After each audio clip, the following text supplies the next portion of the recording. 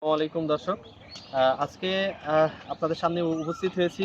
আমার হাতে ২ হাতে ৩ ধরনের মাটি আমি নিয়ে উপস্থিত হয়েছি। আমি এই মাটিগুলো দিয়ে বোঝানোর চেষ্টা করব যে আসলে মাটি কোনটা আমাদের জন্য উপযোগী। যে যারা কৃষির সাথে জড়িত আছি, যারা কৃষি উদ্যোক্তা, উপযুক্ত ফসলের জন্য যদি উপযুক্ত মাটি আমরা শনাক্ত করতে না পারি তাহলে কিন্তু আমাদের যে ফলাফল, কাঙ্ক্ষিত ফলাফল, সেই কাঙ্ক্ষিত ফলাফল আমরা কখনোই আনতে পারব না। তারপরেও একজন সচেতন একজন কৃষি আ উদ্যোক্তা হিসাবে কিন্তু আমার এই জিনিসগুলো জানা দরকার। তো আমি ১ম এ আমার বাম হাতে যে মাটিটা আছে আমি এটা আপনাদেরকে একটু দেখাতে চাই। এইখানে মাটির যে বৈশিষ্ট্য আমি দেখছি যে মাটিতে কিন্তু কোনো রকমের কোনো ফাঁকা জায়গা নেই।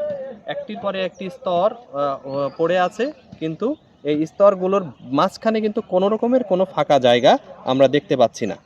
অপরপক্ষে আমার ডান হাতে যে মাটিটা আছে আমি এখানে দেখতে পাচ্ছি যে এর ভিতরে কিন্তু বেশ ফাঁকা জায়গা আছে এবং এর ভিতরে কিন্তু শিকড়ের উপস্থিতিও আমি দেখতে পাচ্ছি। আমার অপর হাতে আমি আরেক ধরনের মাটি দেখতে পাচ্ছি, সেটা অনেকটা কিন্তু পাথরের মতো হয়ে আছে, খুবই শক্ত। এর ভিতরে ফাঁকা জায়গা কিছুটা থাকলেও এটা কিন্তু একেবারে এঁটেল মাটি, খুবই শক্ত মাটি।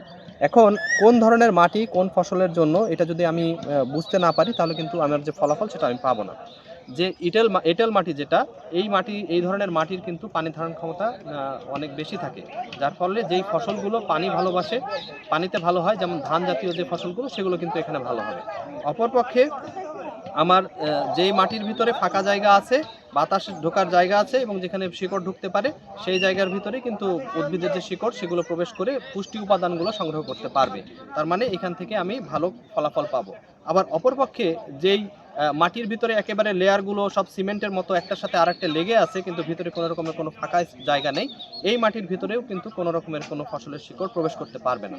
যার ফলে ফসলের যে কাঙ্ক্ষিত পুষ্টি উপাদান গ্রহণ করার যে বিষয়টা থাকে সেটা কিন্তু এই মাটিতে ব্যর্থ হবে।